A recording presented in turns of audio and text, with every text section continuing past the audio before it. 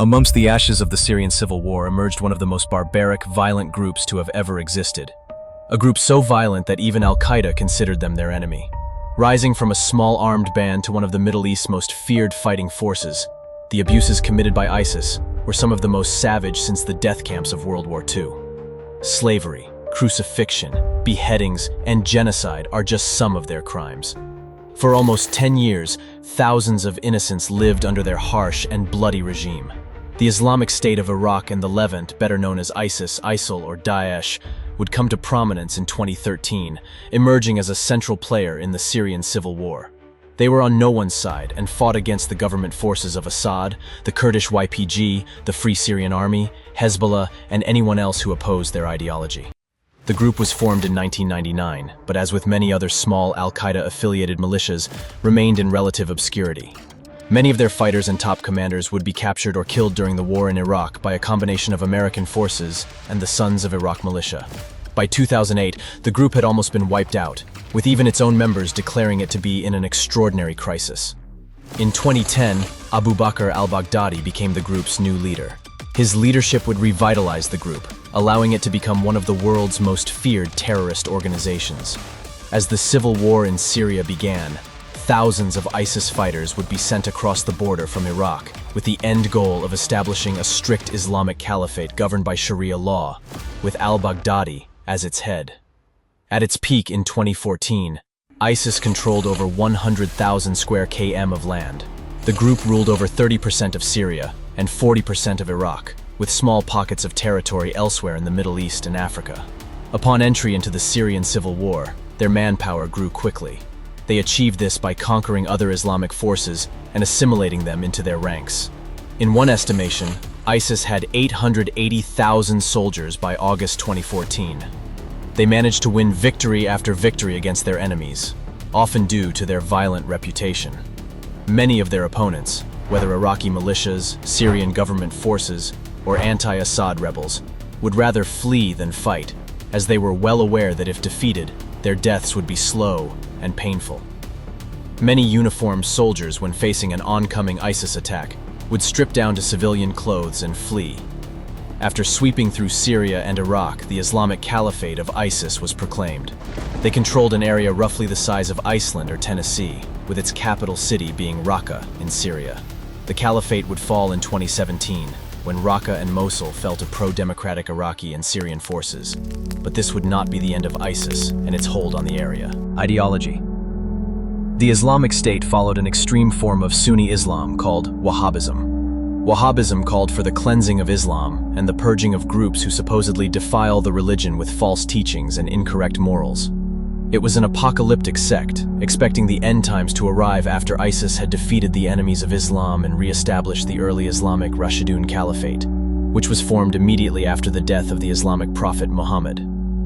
The ideology glorified murder, believed that spilling the blood of apostates and heretics was the best way to attain paradise in the next life.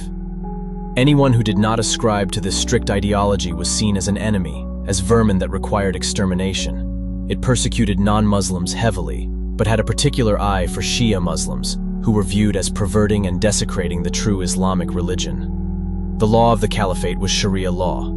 Slavery of certain classes was legal, while women were stripped of their rights and seen as property of their husbands. They could not walk the streets alone, domestic abuse was legal, and they were unable to seek divorce. Criminal acts such as stealing were punished harshly, with those convicted of thievery having a hand amputated. All manner of cruel punishments were used, from crucifixion, beheadings, or even being burnt at the stake. Acts of supposed female morality were policed by the all-women Al-Qansa Brigade. They patrolled the streets, enforcing dress codes and the actions of women in public. Women could be arrested for many offenses, such as walking the streets without a male chaperone, wearing makeup or form-fitting robes, or not acting meek enough when confronted with authority. The ideology was so extreme and committed so many heinous acts that even other Islamic terrorist groups spoke out against it. Even the Emir of Al-Qaeda, a group responsible for killing countless innocent people, said of the Islamic State's actions that such acts affect the protected blood of women, children, and non-combatant Shia public, who are protected because they are excused for their ignorance. Slavery and genocide.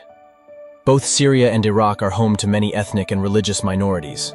The Yazidi, Mandans, Syriacs, Turkmen, Druze, and many more were all victims of ISIS. For some groups, the reasons were religious, and others political. In accordance with their extremely strict interpretations of Sharia law, ISIS believed in and practiced the genocide of their men and the enslavement of their women. Thousands of women were forced into sexual slavery, purchased and sold at auction like livestock. Under the laws of the Caliphate, these women had no rights, and much like the chattel slavery of the 18th and 19th centuries, were viewed merely as property.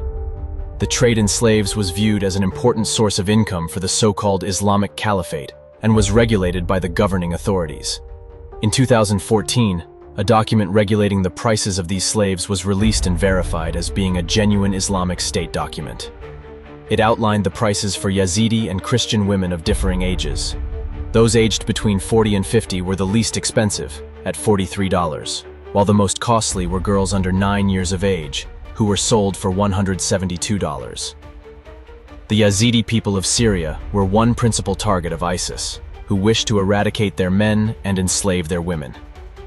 The Yazidi people follow a pre-Islamic religion, which is considered by ISIS to be a form of devil worship, making them guilty of heresy and stripping them of any protection under the law. Yazidi villages in the Sinjar region were attacked, with many massacres taking place. Many villages had their entire male population wiped out. Many were shot, though others suffered incredibly, with reports and even video footage of people being burned to death, buried alive, or beheaded. On August 3, 2014,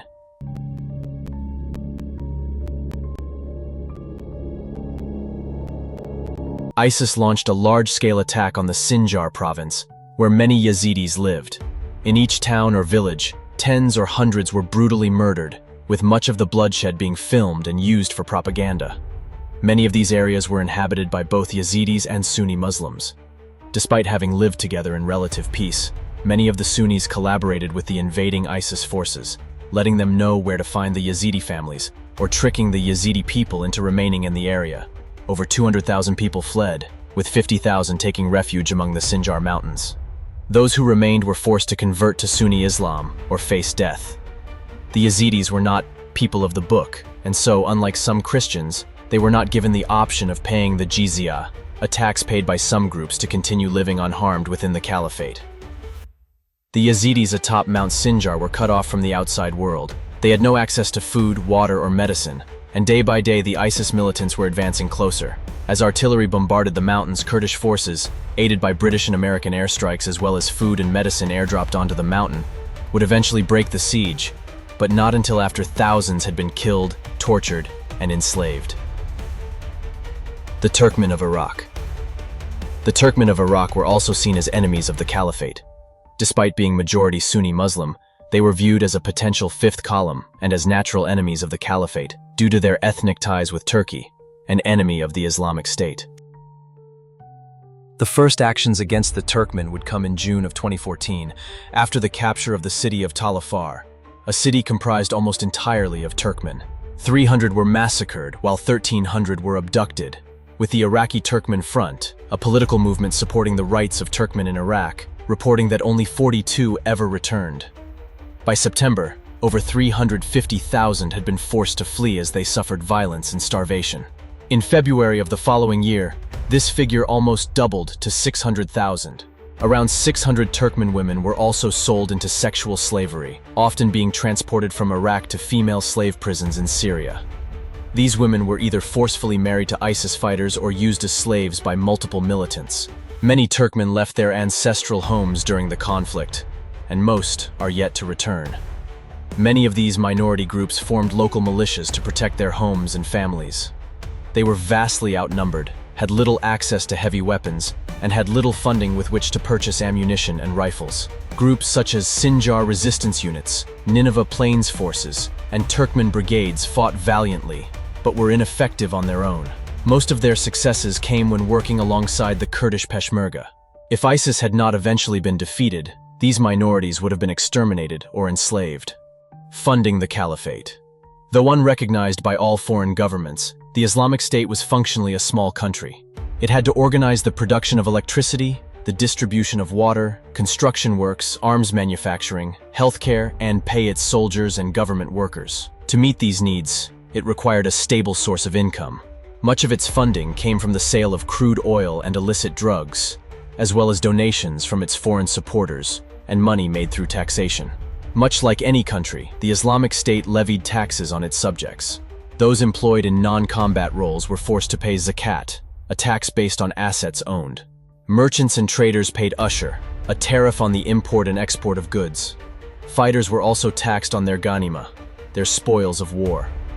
This tax, called khums, required them to give 20% of all their captured goods as tax, exposing their true roots as a criminal enterprise. They also practiced extortion, threatening to destroy people's businesses or property if they did not pay a protection fee. Burglaries of banks or jewelry shops were also common. Oil was one of the state's primary sources of income. It was sold domestically within the areas controlled by ISIS and sold on the black market to foreign nations. ISIS sold mainly to local, independent traders, who purchased the unrefined crude oil directly from the pump. It would then be sold to refineries operated by private businesses, who, dependent on the refining technology available to them, produced either petrol or mazout, a low-quality fuel oil that produces much more pollution than petrol or diesel. The most advanced refineries were anything but. They were simple furnaces made from steel tanks, heated by a bonfire lit underneath. The method was much like alcohol distillation. The oil would be heated and vaporized, with the vapor traveling through the pipes in the roof of the furnace.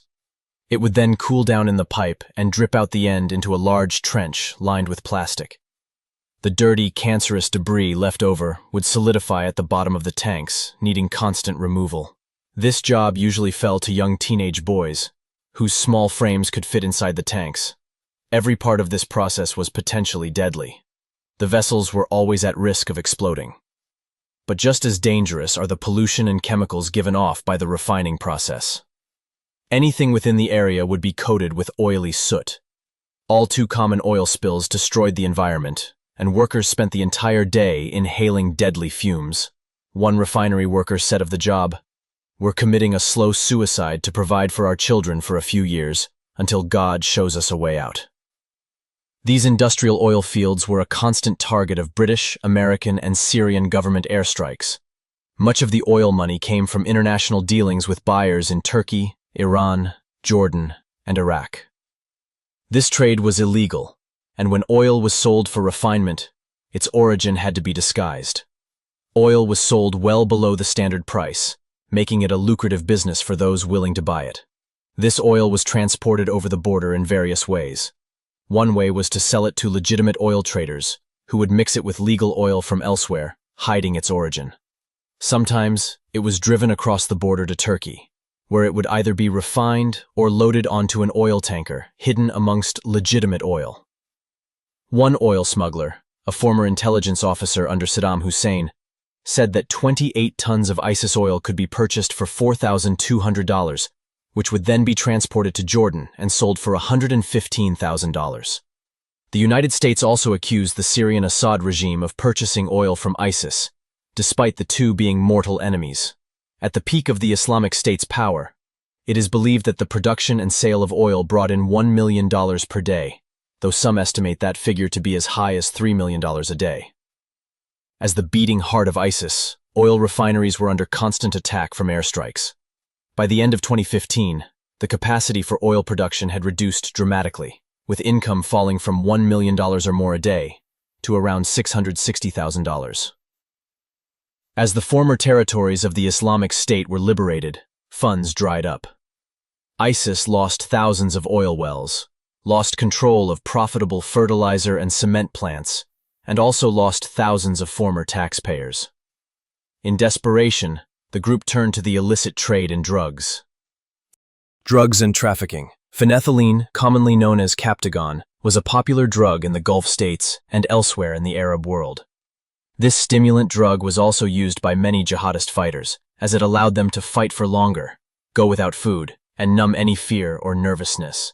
Despite Islamic laws prohibiting the use of intoxicating drugs, ISIS produced and sold the drug, as well as allowing its soldiers to consume it.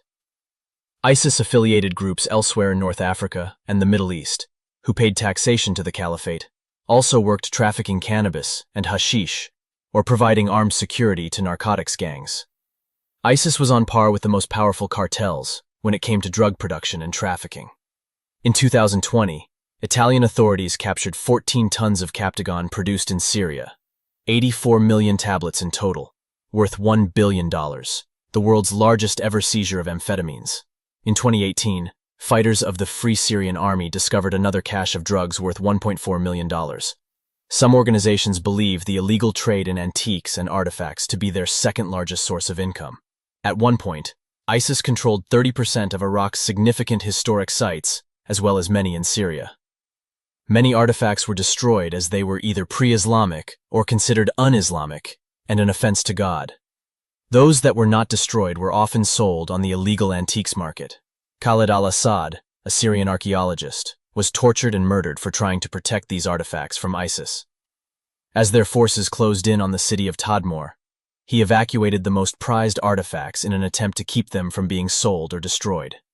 He was held in prison for 1 week and brutally punished, but never revealed the location of the artifacts. He was then murdered, and his corpse displayed in the ancient quarters of the city, with a placard labeling him an apostate. The end of the caliphate. After years of heavy fighting and unimaginable bloodshed, the self-declared caliphate would fall. By December 2017, Iraqi forces had successfully retaken all the territory once held by ISIS. In early 2019, all that remained of the once feared caliphate was a small village of al-Baghouz in Syria.